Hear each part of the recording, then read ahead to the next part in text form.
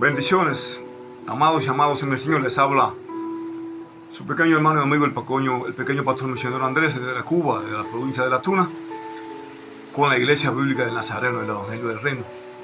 Y hoy quiero compartir una palabra con ustedes. El objetivo de nuestra prédica en Facebook, Instagram y por las diferentes redes sociales, no estamos buscando ni seguidores, ni nos interesa francamente que nos den el like. Lo que nos interesa es que vean, que escuchen, que reflexionen y que dejen que esta palabra pueda llegar al corazón de ustedes. Permitan que esta palabra pueda producir el efecto con el que Dios la pone en el corazón de nosotros. Y hoy vamos a estar hablando sobre un tema de suma importancia, tratando con nuestros pecados o cómo tratar con el pecado. Y vivimos en tiempos de turbulencia de todo tipo, vivimos en tiempos de crisis de todo tipo. La iglesia está atravesando por una crisis extrema de espiritualidad, de moralidad. La crisis está atravesando por una crisis extrema de lo que yo llamo lo sobrenatural de Dios, no esa falsificación de la presencia de Dios, no esa falsificación de eso sobrenatural que hoy muchos hombres y mujeres de Dios profesan en moverse, cuando realmente lo que están es falsificando el mover, el fluir del Espíritu de Dios. Queremos compartir porque estamos viviendo en tiempos difíciles donde francamente se está cumpliendo la palabra profética de Mateo 24, donde dice que el amor de muchos se enfriará. Y en toda esta turbulencia emocional, económica, espiritual, en conflicto, donde hay rechazo, donde la propia iglesia no está cumpliendo su rol, su papel de restauración, de redención como instrumento de Dios para ayudar, para restaurar al que cae, al que falla, sino que más bien estamos como los fariseos de antaño, destrozando a la gente, donde la iglesia se ha convertido en un círculo social donde muchos pastores tienen un piquete de gente, las pastoras tienen otro piquete de gente, donde existen lo que yo llamo esos sindicatos religiosos, y donde tristemente dentro del pueblo de Dios hay personas que no caben en ninguno de estos círculos religiosos fariseicos de los seduceos. Entonces, en medio de todo este entorno en el que estamos compartiendo, nos preguntamos dónde queda el hombre, dónde queda la hija, el hijo de Dios que falla, dónde queda el pastor, el ministro, que quizá no sea de un círculo religioso de los líderes de alcurnia, pero que cayó en desgracia, que falló, se descuidó por la vía que sea. Hoy no vamos a hablar de destruir al que peca. Hoy yo siento en mi corazón, de parte del Espíritu de Dios, darte una palabra de esperanza, decirte que Dios te está extendiendo una segunda oportunidad. No importa donde tú hayas caído, no importa lo que hayas hecho, no importa el pecado que tú hayas cometido, sea sardina, tilapia, tenca, tiburón, ballena, en la dimensión que haya sido tu pecado, hoy Dios está listo, está dispuesto allí. En la cruz sigue fluyendo. En la fuente de Getsemaní sigue brotando agua allí, sigue brotando sangre allí. El río de Dios a través del Espíritu Santo está presto allí para extenderte su manto de gracia, su mano de misericordia. Y en el Salmo 51 aprendemos algo del profeta David, y hoy voy a compartir con ustedes algunas cosas que van a ser un poco fuertes, van a ser un poco chocantes, pero son realidades bíblicas que de las que usted tiene que apoderarse y también empoderarse y asirse de ella, porque no podemos seguir siendo marionetas. No somos católicos que tenemos que confesarle un pecado al papa o al cura. Y tristemente, de una manera sutil, todas estas cosas extrañas, diabólicas, infernales se han colado dentro de las iglesias, y hoy enseñamos en nuestras congregaciones de cierta manera que hay que contarle el pecado al pastor, que hay que decirle aquello o lo otro, cuando la Biblia no respalda nada de esto. Y sin ofenderle a ningún ministro que pueda estar viendo este video, no me preocupa que tú me destroces, no me preocupa que tú me hagas triste. Lo que me interesa es que la iglesia sea libre de esa esclavitud dogmática de esta iglesia organizada, de este sistema religioso organizado, donde de una manera sutil muchas veces estamos controlando y manipulando a las personas. Somos llamados como ministros del Evangelio a restaurar, a libertar, a sanar, a redimir. No somos llamados a manipular ni a controlar. Y en el Salmo 51 yo creo que está la más grande revelación. El Salmo 6, el Salmo 32, el Salmo 38, los famosos salmos sapiensales que tratan con el problema del pecado. Pero el Salmo 51 me encanta cómo David, después de haber caído en adulterio con la mujer de Urias, Eteo, después que Natán descubre su pecado, y ojo con esto, según los estudios teológicos, los grandes eruditos bíblicos, David reaccionó a su pecado después de 1 año y 6 meses, más o menos, después de haber hecho lo que hizo. Es decir, que si ya estás entrando, te estás conectando, te estás alineando con lo que el Espíritu Santo te quiere ministrar, el pecado tiene la tendencia a endurecernos, el pecado tiene la tendencia a acomodarnos con ese sabor aparentemente placentero del pecado. Y si Dios en su misericordia no nos despierta, no nos confronta, no nos amonesta, quizá hasta nos podamos perder. Entonces es sumamente importante que nos concienticemos. Y no sé si tú estarás jugando con algún pecado, no sé si tú has caído y la iglesia te está destrozando. El objetivo no es ministrar culpabilidad ni condenación, pero sí tenemos que concientizarnos de que el pecado hay que darle el tratamiento que realmente la Biblia dice que tenemos que darlo. Hay que tratarlo como lo que es, algo destructivo, un instrumento de Satanás, un amigo del mundo, de la carne, del diablo. Estas 4 cosas trabajan juntos: Satanás, el mundo, la carne, el pecado, trabajan juntos. Es un cuarteto que se unen, como un tridente de Satanás que se unen, y estas 4 cosas forman un piquete destructivo. Entonces, en el versículo 1, el salmista decía: ten misericordia de mí, oh Dios, debido a tu amor inagotable, a causa de tu gran compasión. Entonces, número 1, el salmista comienza una oración de arrepentimiento de una manera sabia. David sabía que él no tenía mérito, él no se merecía el perdón de Dios. David sabía, era consciente de que aunque él vivía bajo la ley del Antiguo Testamento, aún allí en la ley la gracia se estaba manifestando. Yo no sé si tú lo vas a creer, pero yo lo veo de esta manera. Allí la gracia estaba operando allí, y David no viene allí sintiéndose con derecho. David no viene allí que si yo diezmo, que si yo ofrendo, como el sacerdote, el fariseo de la parábola de Lucas 18. David allí no apeló allí a su justicia, que si yo oro, que si soy santo, que si soy teólogo, que si soy líder, que si soy aquello. David simplemente entendió de que si él quería ser perdonado, si él quería ser restaurado a aquella relación que por causa del pecado él había perdido, él tenía que concientizarse de que solamente tenía que abandonarse, tenía que lanzarse a los brazos de la misericordia y del amor inagotable de Dios, de su gran compasión. Entonces, muchas veces cuando caemos, empezamos a hacer promesas, empezamos a querer ayunar, empezamos a querer orar más que nunca, y eso no resuelve el pecado. El pecado lo resuelve simplemente entender de que la Biblia no te dice que tú tienes que hacer nada, porque tú recibes el pecado por gracia. Cristo murió por gracia, y la sangre de Jesús te limpia, te perdona por su gracia. Por gracia soy salvo, no por obra de justicia, sino que somos justificados por medio de la fe en Cristo Jesús. Entonces, en el versículo 12, David era consciente: lávame de la culpa, porque esto es lo que produce el pecado. El pecado produce culpabilidad. El pecado levanta fortaleza, argumento de culpabilidad, de condenación, de acusación. David era consciente de esto, y en el versículo 2 le dice: lávame de la culpa hasta que quede limpio, y purifícame de mis pecados. En el Antiguo Testamento había algo que se llamaba un hisopo. Era como un manojito de hoja que se cogían, y esto se sumergía allí en la sangre derramada en el altar allí del sacrificio de ese cordero que se sacrificaba, y con esta sangre y con este manojito que era con un hisopo se esparcía la sangre. Y entonces David estaba haciendo allí alusión a aquella experiencia que él había visto allí en el templo cuando se sacrificaban estos animales. Y él le dice ahí al Señor: lávame de la culpa hasta que quede limpio y purifícame de mis pecados. David era consciente que cuando la sangre tocaba al pecador, este quedaba limpio, la lepra del pecado desaparecía. Pues el versículo 3 dice el profeta y el rey David: pues reconozco mis rebeliones. Y recuerdo el proverbio 28:13, porque aquí comienza este principio de restauración para el pecador.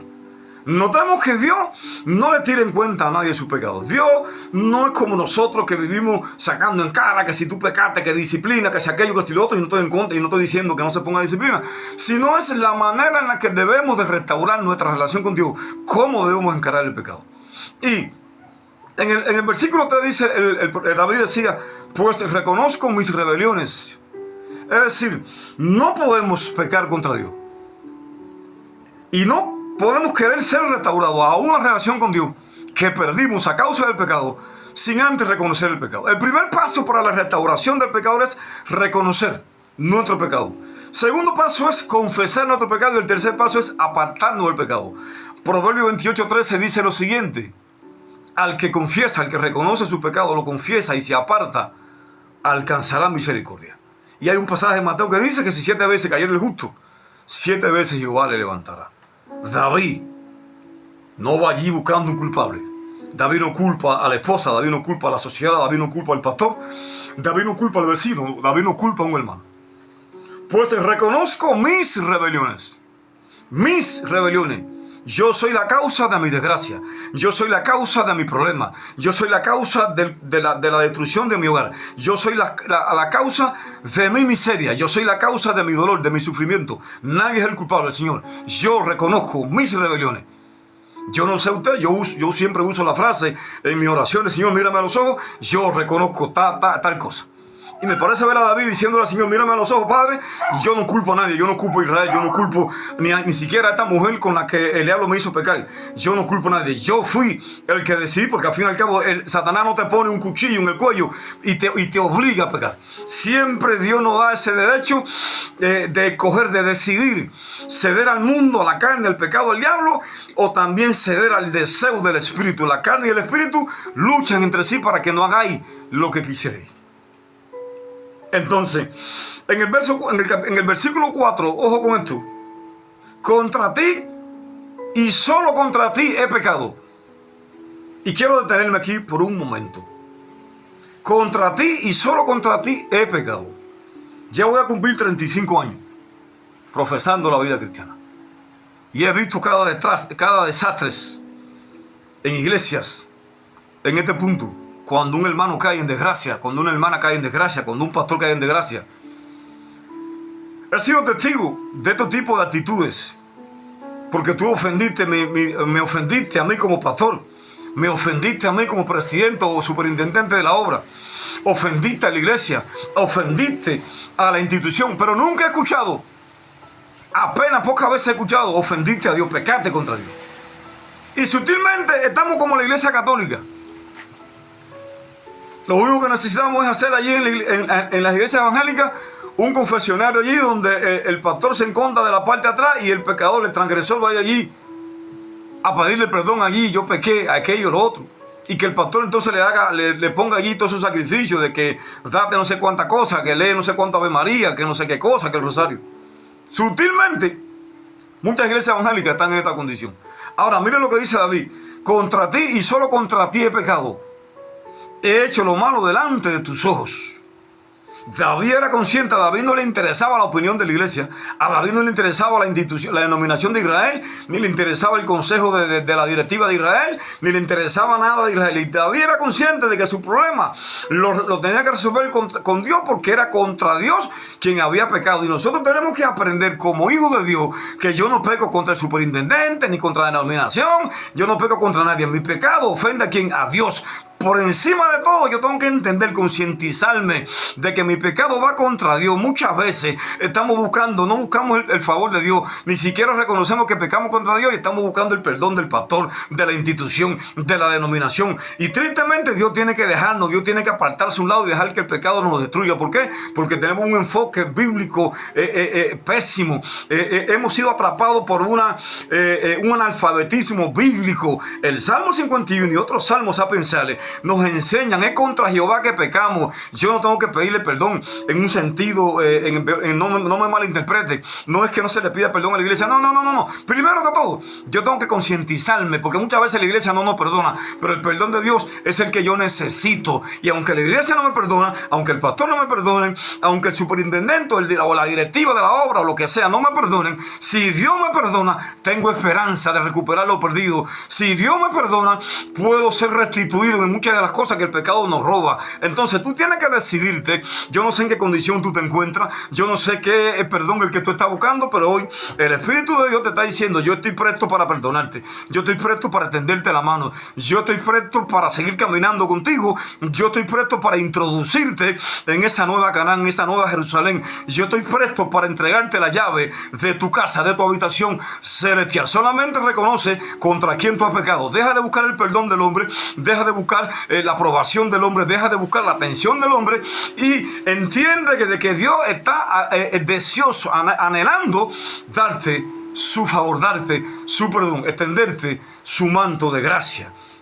Dice el versículo 5: pues soy pecador de nacimiento. Este es el problema de nuestra naturaleza pecaminosa. Y Romanos capítulo 6 nos habla de que nosotros, aunque seamos creyentes, se nos está olvidando algo. Yo siento de cierta manera un poco de pena por ciertos ministerios que no voy a mencionar aquí por un problema de ética, donde están enseñando de que ya nosotros no tenemos problemas, de que ya nosotros ya todas las soluciones están hechas. Pero es que cuando vamos a las Escrituras, la Biblia dice que entre la carne y el Espíritu hay una lucha contra sí.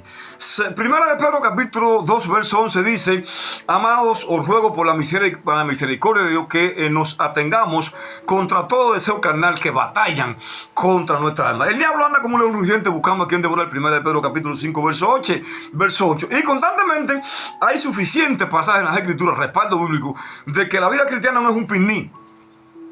Después que aceptamos a Cristo, es lucha y es guerra hasta que entremos al cielo. La diferencia es que tenemos que aprender a guerrear en el descanso, en la presencia de Dios. Una cosa muy difícil, diferente, es tener guerra y aprender a descansar, a reposar, a estar quieto en la presencia de Dios. Y otra cosa es tener guerra y quererla pelear, quererla guerrear con nuestra propia fuerza. Cuando nosotros enfrentamos todas estas situaciones del pecado con la gracia y con la ayuda del Espíritu de Dios, entonces tenemos esperanza. David decía: pues soy pecador de nacimiento. Así es, desde el momento en que me concibió mi madre. Estoy leyendo Nueva Traducción Viviente. David era consciente de que era heredero del pecado original de Adán, de la naturaleza caída de Adán. Si usted quiere entender un poquito más sobre esto, vaya allí a Romanos capítulo 6. Romanos capítulo 6 habla allí sobre la condición del hombre antes sin Dios. Romanos capítulo 3 verso 20 dice: por cuanto todos hemos pecado, fuimos destituidos del favor de Dios. Mas Dios muestra su amor para con nosotros en que, siendo pecadores, Cristo a su tiempo vino y murió por nosotros. Ahora, dice el verso 6: pero tú deseas honradez desde el vientre. David era consciente de que Dios siempre ha anhelado la integridad de la iglesia. David era consciente de que no tenemos justificación por el... Fíjese, nótese, hermano, nótese la honestidad, la transparencia de David. Si usted ripia, lee este salmo, se lo come, usted va a ver que en ningún pasaje de las Escrituras David estuvo justificándose, David estuvo como que queriendo esquivar. No. David siempre fue consciente. Y David dice en el versículo 6: pero tú deseas honradez desde el vientre. Dios desea nuestra integridad. Dios desea nuestra sinceridad, nuestra honestidad, nuestra pureza de corazón. Y yo me aferro a un pensamiento de Jonathan Edwards que decía que por más que fueran mis pecados, estos no me iban a detener en buscar y cultivar la santidad divina. Por más que yo cayera, él decía: no me voy a negar, no voy a dejar de buscar y de alcanzar esa santidad a la cual soy llamado a alcanzar. El verso 7 dice la Biblia: purifícame de mis pecados y límpiame. Lávame y quedaré más blanco que la nieve. Porque el pecado no entenebrece, el pecado no ensucia. El pecado te afecta la conciencia, te afecta la voluntad, te afecta tus emociones. El pecado entristece el espíritu, lo contrista. El pecado como que nos establece un cerco. El pecado es como algo que viene y produce en medio de un sol hermoso, de momento en un día de playa, de momento aparece una nublazón y como que el día se echa a perder. Eso más o menos es algo así como lo que produce el pecado en la vida del creyente. Por eso que con el pecado no podemos estar jugando, no podemos seguir tratando con el pecado de la manera tan liviana que lo estamos haciendo. Necesitamos cultivar, después que nos levantemos de este fracaso en el que estamos viviendo, tenemos que concientizarnos. Y aunque hoy en las iglesias no se enseña la necesidad de buscar el temor de Dios, porque el temor de Dios es el antídoto contra el pecado. Al que teme a Jehová, dice en la Biblia que Dios no lo dejará caer. Pero hoy no se habla del temor de Dios en la iglesia. Hoy lo único que se habla en la iglesia es de crecimiento, multiplicación, que siembra, que dones, que ministerio. Pero hay una realidad. Ahora yo te hago una pregunta. ¿Podré yo desarrollar dones, ministerio, talento, potencial viviendo en una vida de pecado? No se habla hoy sobre cómo liberarnos de la esclavitud del pecado. Romanos capítulo 6 habla sobre ese secreto. Ahí en Romanos 6 hay un secreto escondido ahí. El Espíritu Santo tiene un misterio escondido ahí de cómo liberarnos de esa esclavitud del pecado, de esos hábitos pecaminosos, de la lujuria, la lascivia, la concupiscencia, la codicia sexual, todas esas situaciones, todas esas aberraciones. Ahora, verso 10. Cree en mí, oh Dios, un corazón limpio y renueva un espíritu fiel dentro de mí. Cree en mí, oh Dios, un corazón limpio. ¿Dónde mora Dios? En el corazón del creyente. Cuando pecamos, el pecado se sienta en el lugar que le pertenece a Cristo y lo echamos fuera. Por eso que David decía: cree en mí, oh Dios, un corazón limpio y renueva un espíritu fiel dentro de mí. Porque el pecado nos daña internamente, nos empieza a consumir, nos empieza a destruir. Este salmo nos da una revelación bien clara, sencilla y simple, pero profunda también, de cómo debiéramos de tratar con el pecado. Tristemente, en la iglesia del siglo XXI está jugando con el pecado y no se le da al pecado el tratamiento que se le tiene que dar. Y la consecuencia de la sequía espiritual, la consecuencia de la crisis espiritual, que no solamente vive la iglesia, sino que vive en mi nación, que vive en mi comunidad, que vivimos en nuestra familia, en nuestros matrimonios, en nuestras congregaciones.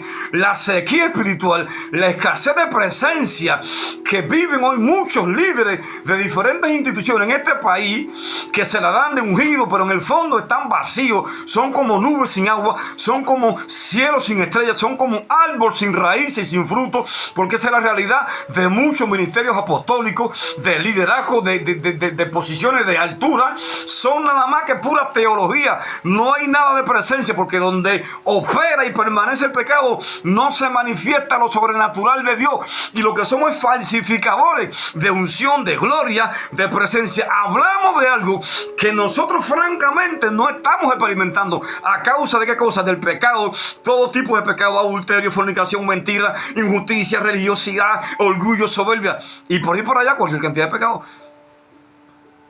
Y usted va al oculto y la gente sudando la vida y recibe y toca y quírate en el piso, y cuando se levanta el piso sigue igual. Entonces, ¿qué manifestación? Porque no queremos concientizarnos con que el pecado está operando hoy en la iglesia en Cuba. Y no escapa ninguna institución, no escapa ninguna denominación. No hay pasión por los perdidos, no hay pasión por las prostitutas, no hay pasión por los alcohólicos, no hay pasión por los homosexuales. Las familias se están destruyendo, y la iglesia que sigue predicándose a sí misma, dando eventos para sí misma, ayunando para sí misma, orando para sí misma, recibiendo recursos para sí misma y buscando para sí. Y el egocentrismo se ha adueñado de nuestras vidas, y Jesús lo hemos echado afuera. La iglesia perdió su propósito, perdió su sentido de pertenencia, perdió su identidad. Porque el pecado nos ha entenebrecido, nos ha cegado, nos ha endurecido, nos ha hecho insensible al dolor ajeno. Entonces, yo creo que es necesario que busquemos y leamos estos salmos para que nosotros, y escucha, no te resistas al Espíritu Santo, no reprendas a Satanás. Sé atento a lo que el Espíritu Santo te va a ministrar a ti, no yo. Él te va a ministrar a tu corazón. Quizás tú no estés en adulterio, quizás tú no estés en fornicación. ¿Y qué hay de la brujería y el espiritismo religioso que hay dentro de las iglesias hoy? ¿Qué hay de la idolatría hacia lo sobrenatural, hacia el ministerio, hacia los diezmos, hacia la ofrenda, hacia lo material? ¿Qué hay de la idolatría que tenemos por diferentes ministerios del mundo, cuando Cristo debe ser el centro, el Señor de nuestras vidas? Porque hay una realidad que tenemos que concientizarnos. Se perdona el adulterio, se perdona la fornicación. Ahora, en Hebreos capítulo 10, me llama la atención que el escritor de Hebreos decía lo siguiente: ¿qué sacrificio podrá haber para aquel que tiene por inmunda la sangre del pacto y le hace afrenta al Espíritu de gracia? Entonces, tenemos que tener un poco de cuidado con cómo estamos viviendo el Evangelio. Tenemos que tener un poquito más de respeto, de temor, de honra hacia Dios y su palabra. Y David era consciente de lo que había hecho. David no estaba allí porque el ministerio, porque el rey no. David sabía que era el rey. Y él no tenía miedo a perder su ministerio ni que la gente hablara. David sabía que a quien él había ofendido era aquel que lo sacó de atrás del rey de las ovejas. David sabía que él había ofendido a aquel que cuando nadie se acordaba de él, lo mandó a buscar y le dijo: este es el rey. Este es el hombre conforme a mi corazón. David sabía que había sentido, había hecho sufrir y había golpeado, había herido, había traicionado al que más bien le había hecho en la vida. Y tú y yo, cuando pecamos, deja de estar cuidándote tanto del pastor, del superintendente, de la obra, del sistema, de la gente y del vecino. Y concientízate de que tú cuando pecas, pecas contra quién? Contra Jesucristo. Tú pecas contra el Espíritu de Dios. Entonces es a Él a quien tenemos que acudir. Deja de estar buscando el favor de los hombres, que los hombres por ti no van a hacer nada. Quien va a hacer por ti fue el que murió por ti en la cruz. El versículo 11 dice: no me expulses de tu presencia y no quites tu Santo Espíritu. Hay consecuencias cuando pecamos. Hay consecuencias cuando pecamos y perseveramos en el pecado. ¿Qué pasó con Adán y Eva? Fueron expulsados del huerto del Edén y dejaron de vivir en la presencia de Dios a causa de su pecado. ¿Qué pasó con Adán y Eva? Tuvieron miedo y se escondieron. Porque eso es lo que produce, esos son los efectos dañinos y destructivos del pecado. David sabía la consecuencia de lo que habían cosechado allí Adán y Eva en el huerto del Edén. Fueron expulsados. Por eso David le dice al Señor allí: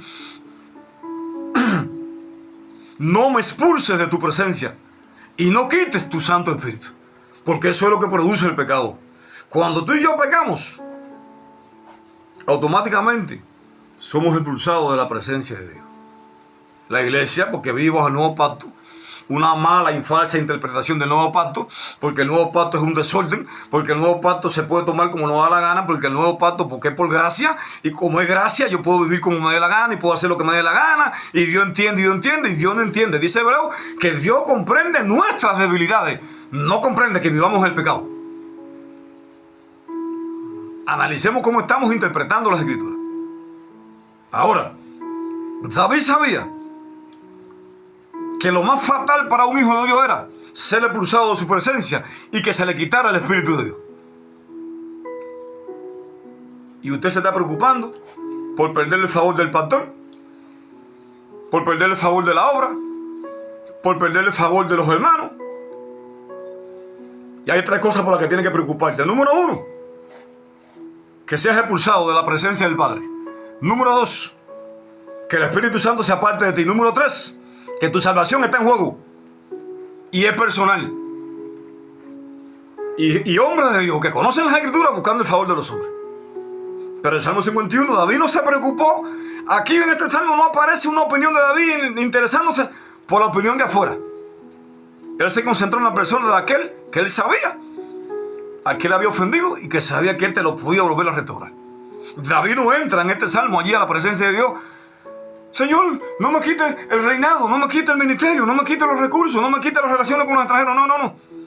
A David le interesaba una sola cosa: restaurar, volver a recuperar, restaurar su relación con Dios.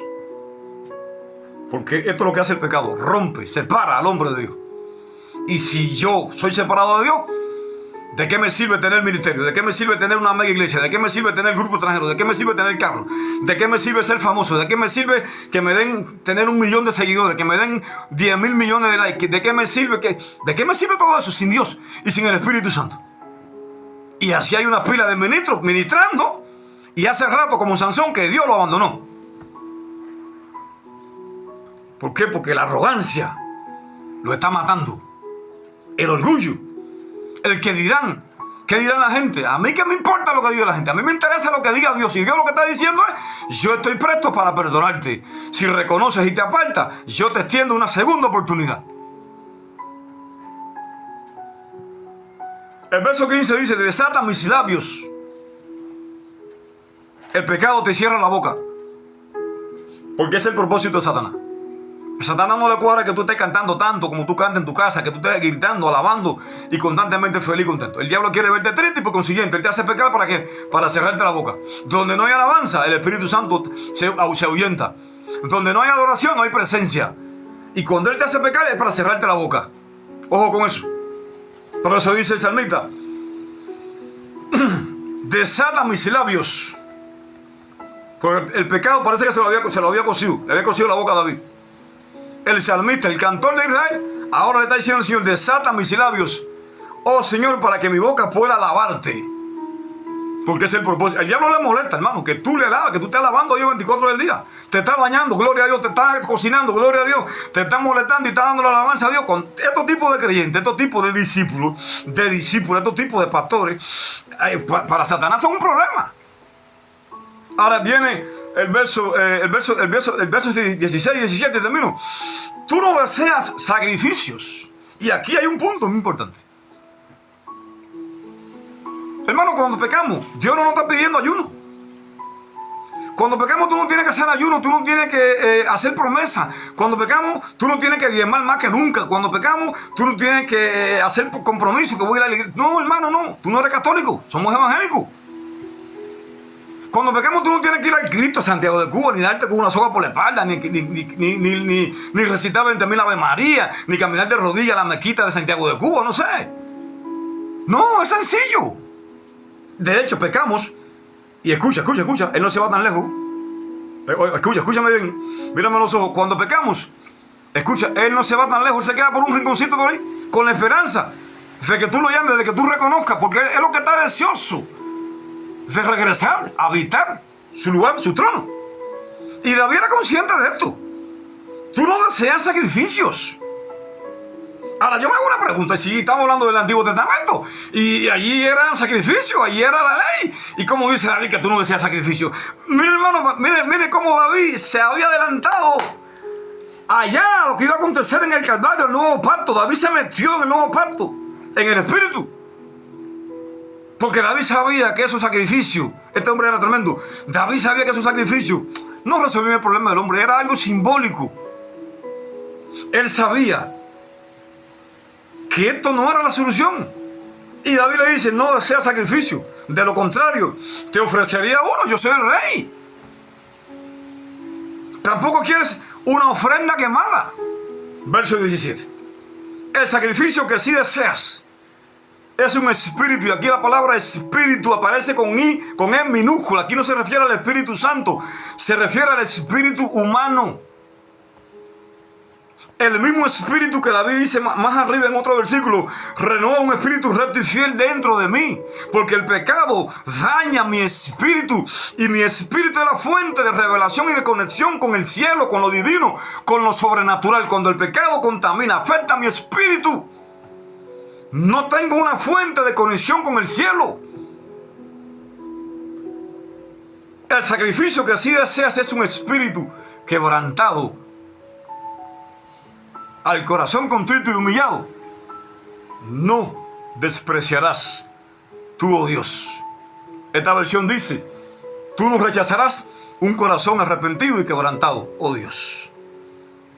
El Salmo Isaías 57:15 dice: y así dijo el alto y sublime, el que habita en la altura de la santidad, con el quebrantado de espíritu, con el humilde de corazón. Entonces, si pecaste, no busques un culpable. Dejas de buscar un culpable.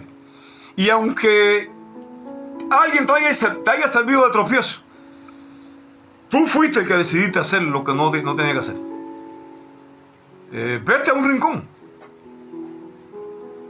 Habla con tu Dios, con nuestro Padre amado, Tú eres su hijo. Y Dios te ama a ti y me ama a mí. No por lo bueno que somos. Él tiene un compromiso con sí mismo. Él hizo un juramento consigo mismo. Acuérdate. Él mismo se obliga a mostrarte amor y misericordia. Ya, para acabar con esto ya. Tú no me estás entendiendo. Él mismo se obliga a mostrarte amor y misericordia. Él se miró en el espejo. Y se dijo, mí mismo, diciéndose a sí mismo Dios, mí mismo, yo hago un pacto contigo mismo, de que a mis hijos los voy a perdonar, los voy a restaurar. Ya no hay maltrato. Olvídate de lo que dice el pastor, la obra, el superintendente, el papa, Juan Carlos, quien sea, las Naciones Unidas. Olvídate de todo eso. Concéntrate en el que Dios te perdona. En este momento Dios te está diciendo, ven a mí, hija mía, ven a mí, hijo mío. Busca mi rostro, busca la palabra. ¿Qué dice la Biblia?